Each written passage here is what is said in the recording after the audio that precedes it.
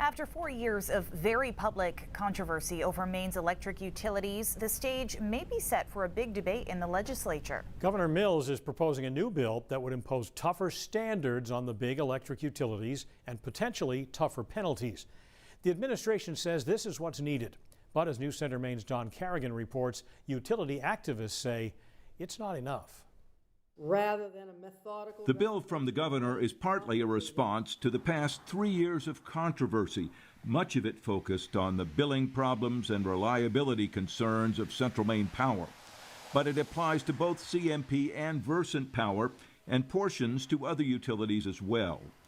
The bill basically gives more clout to the Public Utilities Commission, which already regulates those utilities. I think this is a piece of legislation we need now to protect the ratepayers of Maine, and I think that's the primary motivation and primary goal of putting this bill forward. Maine's new public advocate, Bill Harwood, helped write the bill before he took the new job and says it is good and necessary. It would require quarterly reports by utilities to the PUC and allow much tougher financial penalties if the companies fail to meet service goals set by the agency. And if significant problems were not corrected, it would also allow for larger penalties, including letting the PUC force the utility to be sold.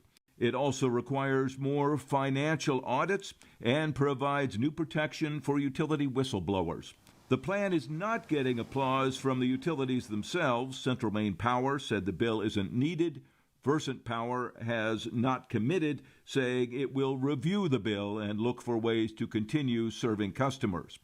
The group Our Power, which is currently running a petition drive to force a consumer takeover of the utilities, says the bill doesn't work because it relies on the PUC, which it says has failed in the past. Is just asking for an institution to use the same tools that have failed over and over again, expecting a different outcome. And we just don't think that that is an adequate solution. Harwood says there is a lot that's new in the bill and that it will work. And we want to have in place a system in which the PUC is monitoring and measuring and holding the utilities accountable for lapses in good service. So I think that is really an important piece of it. The governor's bill now goes to a legislative committee where even with early bipartisan support, there's likely to be major debate. Don Carrigan, News Center, Maine. The legislature's Energy and Utilities Committee will be handling that bill. There's no date yet for a public hearing, and there are already legislators on both sides of the issue, with several lawmakers who favor the Our Power petition drive apparently not willing to support the governor's plan.